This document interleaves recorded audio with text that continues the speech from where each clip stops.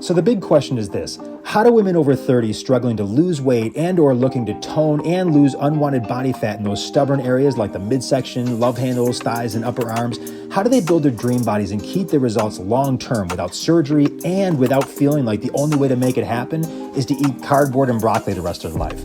That is what this podcast is all about, and each episode is full of proven strategies that you can apply right away to create your dream body, allowing you to look younger, feel younger, and skyrocket your confidence. Welcome to the Transformation Secrets for Women podcast. So maybe you're wondering, do I have to work out to lose weight and get the body of my dreams? Over the next couple of minutes, we're going to actually get to the bottom of if working out is actually a necessary part of getting to your dream body. Also, at any time, please feel free to go ahead, click down below, or head over to midsectionmelt.com to claim your complimentary midsection treatment and your clinical consultation with us, where if we don't get you measurable results on the spot, we actually pay you $50 for your time. Hey, it's Trev Bucheri, America's favorite weight loss and midsection fat loss expert, helping our patients lose well over 500,000 pounds and counting. And now I'm sharing the same transformation secrets with you that I've already helped over 25,000 people with. And in this video, I'm going to actually dispel the myths of the workout and its place in getting to our dream bodies. So let's dive in. So, do we need it? Do we not? The simple answer here is no, it isn't absolutely necessary. It's not necessary. However, it depends on what you're actually looking to achieve, right? There's always a however, there's always a but. Right? So again, the simple answer here is no, it's not necessary. You know, if there's one thing that I'm going to point to that is absolutely necessary, it comes down to nutrition.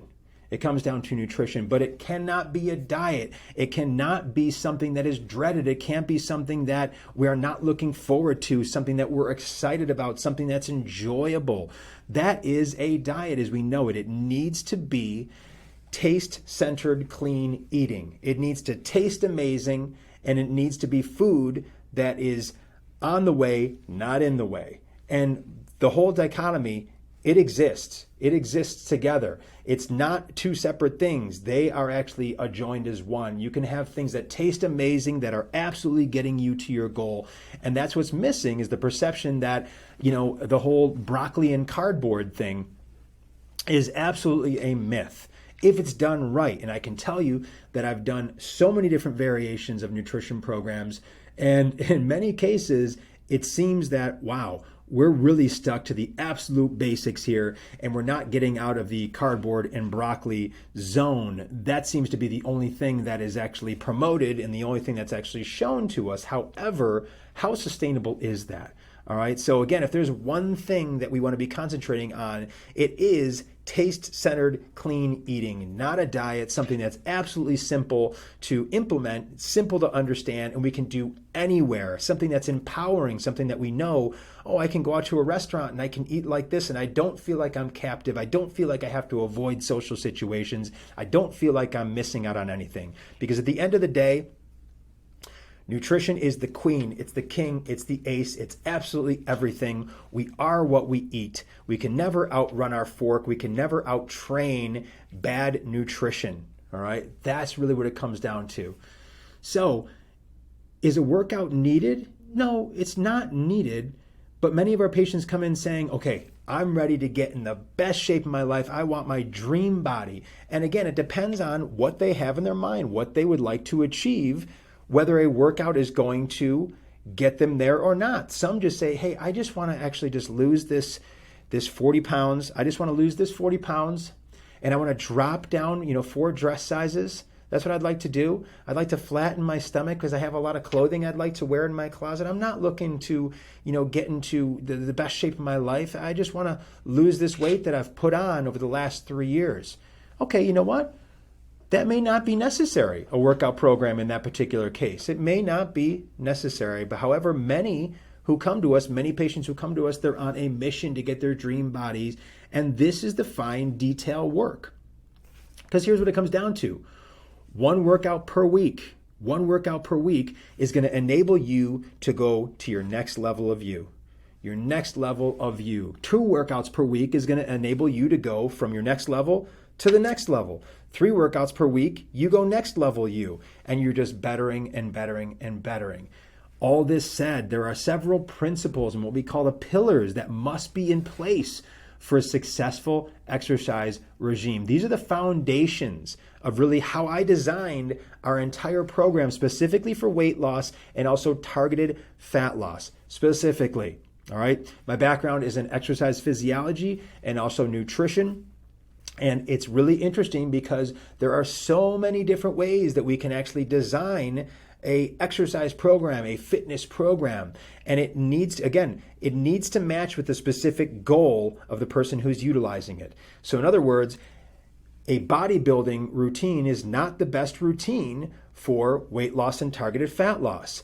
A routine that's specifically built for a lacrosse player is not going to be the best suited for someone who's looking to lose weight and also targeted fat loss in, say, the midsection, the thighs, or the arms, okay? So it needs to, number one, be specifically designed for exactly what the objective is, all right? Secondly, it needs to be extremely time efficient. It needs to be extremely time efficient. Now, if you enjoy working out, you are in the 3 to 5%. All right. I will say the more you get into it, the more you feel the benefits, the more you say, wow, I really do enjoy this. But I really know only a very, very few percentage of the population who say, man, I wish I could work out 2-3 hours a day. All right. It does not need to be that way. 30 minutes is perfect. 30 minutes is perfect. Now, what I also will say is that I've gotten into the routine myself over the past, I'd say 5 to 7 years of working out at home because A, you don't need that much equipment to actually get an amazing workout, and B, it saved me 50% of the time, from driving out, going to a facility, getting changed, driving back from the facility, getting changed when I get home, so on and so forth, getting distracted along the way or, a couple minutes here, a couple minutes there. 30 minutes, and that's it. It needs to be time efficient, or else it becomes inconvenient. If it's inconvenient, then we are really, really in a situation to where it's like, well, how are we going to be consistent with this? Because at that point, it becomes easy in some situations to justify why we're not going to be doing it a particular day. And that ruins our consistency, and then our results just start to dissipate, or the speed of our acceleration towards getting our dream body is drastically slowed down. Next, it needs to be able to fit our routine, our actual exercise regime, our program needs to be able to fit all ability levels for progression and regression. I've been working with tens of thousands of patients literally over the past, I'd say 28 years. Yeah, it's 28 plus years that I've been doing this. And I've met all ability levels. I've worked with professional athletes down to nonverbal, non-ambulatory. Okay, so basically special needs children. I worked with them, getting them mobile in wheelchair situations where they weren't even able to actually communicate with me. They weren't able to actually walk on their own. And I've worked all the way up to professional athletes, the elite, right? And what I've learned through that process is how to regress and also progress every single move to a myriad of levels. And that's what I call it. So every single one of, say, our routines, every single one of our exercises, we have a level 1, a level 2, and a level 3. So we have a beginner, intermediate, and also an advanced variation. So it can be challenging for the person who's in the best shape, and it can also actually be adaptable for someone who says, oh my gosh, I blew out my knee, or I have a bad back, or my feet really hurt, so I have to have, no impact, or I don't have the strength to do a push-up. Okay, all these things need to be accounted for. So it needs to fit all ability levels for progression and regression, and also to feel successful.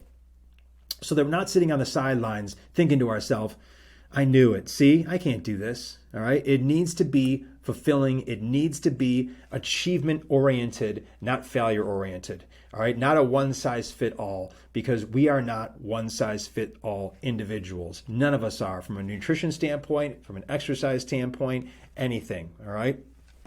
Next, it needs to be fun. It needs to be enjoyable, all right, for what it is. Like I mentioned, man, there's only a few percentage of the population who are like, I love this. I could work out all day long. However, It doesn't need to be something that's daunting. And if it's something that's daunting and something that we're like, oh my gosh, I can't stand this, it's like, how long are we going to do that?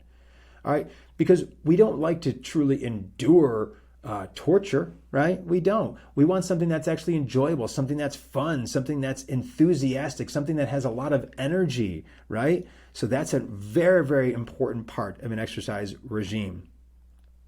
It also needs to be simple to implement. It needs to be plug and play. It needs to be give it a start, complete it, you're done for the day. Not a ton of complexity, not overcomplicated. Again, very simple to implement movements. Simplistic is the ultimate complexity. That's what it comes down to. We want to keep it very, very simple. I think that was an Einstein quote. He said, the ultimate simplicity, the ultimate complexity is simplicity. That's what he said, right? It's with the advancement of exercise, what I've seen around is that there's these variations that, really require an extremely high level of coordination and understanding and proprioception of body mechanics in terms of knowingness of body awareness and balance and all these things to be able to complete these things. So in many cases, patients start to try these moves and they feel like they're failing right to begin with. It can't be that way. All right, now you can have variations, and we do that in many of our advanced variations so that it's challenging to all levels, but it also needs to be actually regressible to where someone can start at a level 1, and then they say, oh my gosh, I feel successful in this. I'm ready for level 2. Let's try it. And then they can progress to level 2 and they can be successful there. And then they can continue to improve there, improve there, improve there. And eventually maybe try that higher level variation as opposed to just being like, I'll never be able to do that. We already talked about this as well, as it needs to be convenient. It needs to be something that, again, I guess you could look at this really on the same level as time efficiency. It needs to be convenient. All right, so it either needs to be close by or it needs to be something that's like, man, I don't need to have all the equipment in the world to do this. And I'll tell you what, you really don't, because you'll actually get way more out of your body weight than you would out of anything, especially from a balance standpoint and from a core development standpoint. And, like I mentioned at the beginning, I'm going to circle all the way back around here, is that it needs to be designed specifically for the goal that you're looking to accomplish. There are hundreds and thousands, I would say, of different styles because, once you really get into program design and once you get into learning all the different variations of, say, training, from a standpoint of exercise physiology, there comes down to biomechanics and kinesiology, all these different ology terms, I guess you could say. There is a specific routine you could design for a chess player, literally, right? There really is. Once you actually understand all the working parts that would need to be included in a great program. So making sure that we're actually doing a program that's designed specifically for the goal that we're looking for is going to actually get us to the goal that much quicker, as opposed to being like, oh my gosh, I was doing a bowling routine and I'm trying to lose weight and also spot reduce in my midsection. Oh man, I was kind of wasting a lot of my time. All right, so that's extremely important as well. So hopefully this gives you a great vantage point into, hey, well, do I have to do a workout to lose weight? And if I do, what should that actually consist of? So I can get my dream body and I can get to it and I can stay there. So there you have it. Now you know exactly what role exercise has in getting to your dream body. So thank you so much for joining me, and go ahead, click down below or head over to midsectionmelt.com to claim your complimentary midsection treatment and your clinical consultation with us, where if we don't deliver you measurable results on the spot, we actually pay you $50 for your time. And also, I'd so appreciate if you please follow or subscribe. Again, my name is Trevor Bucheri. Thank you much for investing your time with me today, and give your best to the rest of your day. Take care. Thank you so much for listening today. And if you found value here, please go ahead and follow or subscribe. And also, please take a moment to share it with anyone you feel would benefit. Now, also, don't forget, as your free gift just for listening, you're able to claim your complimentary midsection treatment and clinical consultation with a value of over $250, where if we don't deliver you measurable results on the spot, we actually pay you $50 for your time. Simply go to midsectionmelt.com. That's midsectionmelt.com. Thank you so much, and we'll see you next time.